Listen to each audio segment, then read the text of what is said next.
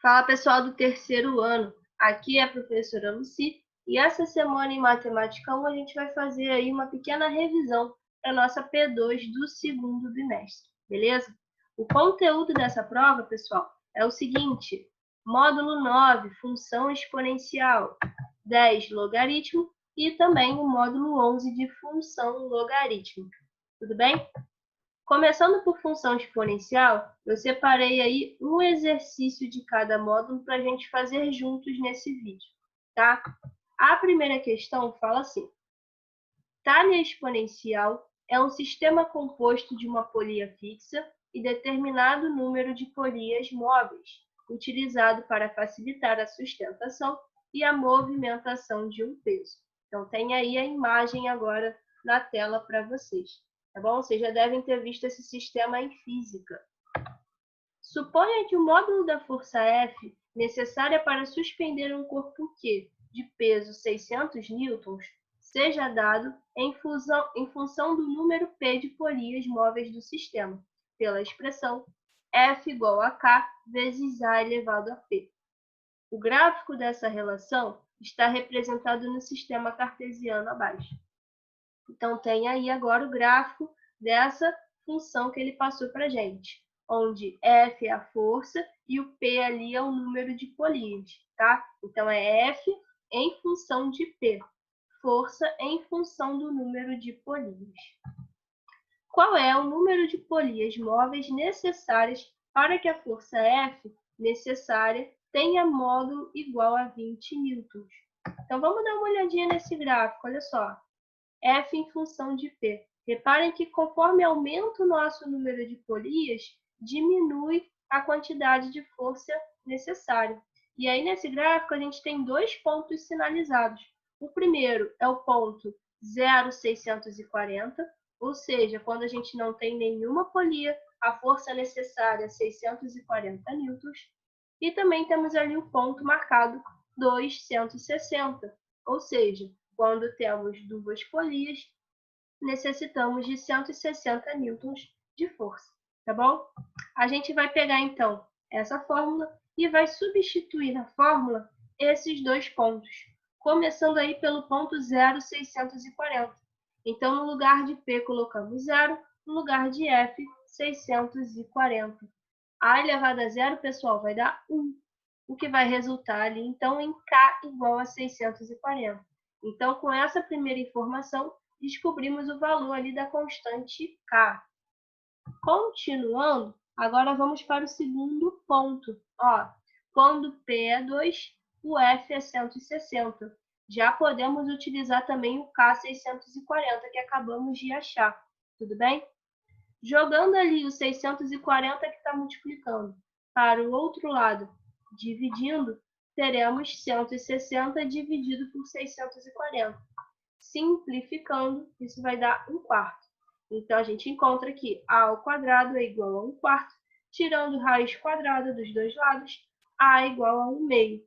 Então, agora achamos o A e achamos o K. Então, a gente pode reescrever aí a nossa função com as constantes já definidas. Então, F é igual a 640 vezes 1/2 elevado a P.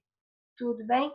Ele quer descobrir agora o número de polias, ou seja, o P, quando a força vai ser igual a 20. Tudo bem? Então, a gente vai substituir ali o F por 20 e vamos descobrir o valor de P, que faz com que isso seja uma igualdade. Bom, o 640 ali está multiplicando, podemos jogar para o outro lado dividindo, ficou 1 sobre 32. 32 é a mesma coisa que 2 elevado a 5, tá? E o 1 a gente pode escrever como 1 elevado a 5 também. Ou seja, 1 sobre 32 a gente pode reescrever como 1 sobre 2, tudo isso elevado a 5. Igualamos, então, ali, pessoal, as bases. Agora, então, a gente pode igualar os expoentes. Com isso, a gente acha que P igual a 5. Ou seja, serão necessárias 5 polias móveis. Beleza, pessoal? Essa foi nossa questão aí de função exponencial. Vamos agora para uma questãozinha de logaritmo. Olha só. A escala Richter, criada em 1935 pelo sismologista estadunidense Charles Francis Richter, é uma das mais utilizadas para medir a intensidade de um terremoto. Nela, a intensidade tem valor não negativo e não apresenta, teoricamente, limite superior, apesar de não ter sido registrado nenhum terremoto com intensidade maior do que 10. Na prática, em razão de algumas limitações no processo de medição, essa escala é utilizada apenas para medir intensidades no intervalo de 2 a 6,9. De acordo com a intensidade nesse intervalo, o tremor pode ser classificado em. Então, nós temos aí essa tabela. Entre 2 e 2,9, muito pequeno. Entre 3 e 3,9, pequeno. Entre 4 e 4,9, ligeiro. Entre 5 e 5,9, moderado. E, finalmente, entre 6 e 6,9, um terremoto forte. A intensidade de um terremoto, representada aí pela letra I, está relacionada com a energia liberada, em kWh, por ele, de acordo com a função. Então, tem aí E igual a E0 vezes 10 elevado a 1,5i, em que esse E0 significa 7 vezes 10 a menos 3 kWh. Com base nessas informações, como seria classificado um terremoto cuja energia liberada fosse igual a 84.000 kWh? Para efeitos de cálculos, use log de 2. Aí está um pouco errado, tá, gente? Mas esse 5 significa um igual, tudo bem? Log de 2, então, igual a 0,3 e log de 3, 0,48. Então, ele já está dando aí essas informações para a gente, tá? Então, o que nós vamos fazer? Nós vamos aí aproveitar nossa tabela, tá?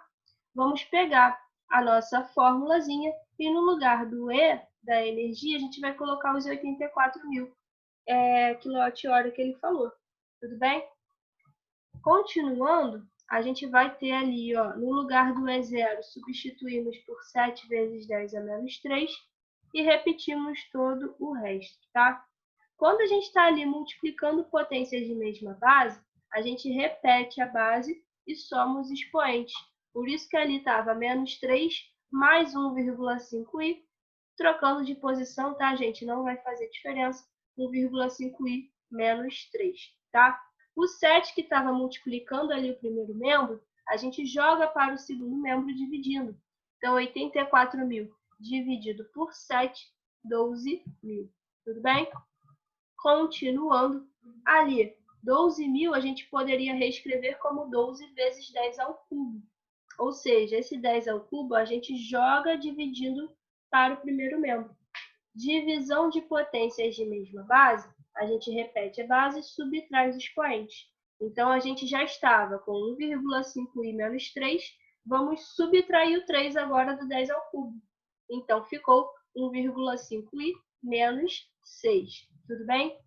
Não temos como igualar essas bases, então uma solução aí para a gente resolver essa equação vai ser colocar log dos dois lados.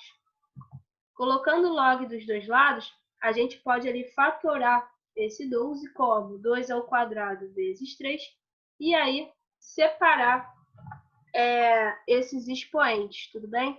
Então, a gente estava ali, log de 10 elevado a 1,5i menos 6, regra do peteleco ficaria 1,5i menos 6 vezes o log de 10, na própria base 10. Log de 10 na base 10 é 1, não precisa colocar, tá, gente? Ali no segundo membro, ó, log de 2 ao quadrado vezes 3. É a mesma coisa aqui, log de 2 ao quadrado mais log de 3. Por quê? Log do produto é a mesma coisa que a soma dos logs. O log de 2 ao quadrado, pessoal, também podemos fazer peteleco. Ficaria 2 vezes o log de 2.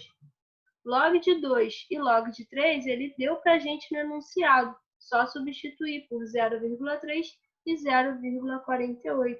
Agora ficou uma equação tranquila de ser resolvida, certo? 2 vezes 0,3, 0,6. Mais 0,48, 1,08. O 6 estava negativo, passa para lá somando, passa a ser 7,08. 1,5 multiplicando, passa para o outro membro dividindo. dando como resultado 4,72. O 4,72, ali na nossa tabela de intensidade, é um valor entre 4 e 4,9, ou seja, seria um terremoto classificado como ligeiro. Tudo bem, pessoal? Próximo assunto, função logarítmica. Eu peguei essa questão aqui, ó, de gráfico, tá? Fala o seguinte: o gráfico da função y igual a log de x mais 1 é representado por... E aí nós temos essas opções. Tudo bem? Gente, o gráfico da função logarítmica é só a gente pensar na função exponencial. E que a função logarítmica é o inverso, é a função inversa da função exponencial. Tudo bem? Pensando nisso, a gente teria ali o gráfico de log de x bem parecido ali com o gráfico mostrado na letra A. Só que a gente não quer isso, a gente quer o log de x mais 1. Então, a gente está fazendo ali uma movimentação nesse gráfico, tudo bem? Uma translação ali. Quando a gente soma 1 no x, lembra, somar no x significa movimentar no eixo horizontal. E se está somando, a gente vai andar para a esquerda. Então, a gente volta ali uma casa para a esquerda. Então, se a gente pegasse ali o gráfico A, que era o gráfico de log de x, e andasse ali todo o gráfico uma casa para a esquerda, a gente passaria a ter o gráfico representado na letra D. Então, essa é a nossa opção correta, letra D. Tá bom, pessoal? Espero que tenham entendido. Estudem. Boa prova para vocês. Um beijão e até a próxima.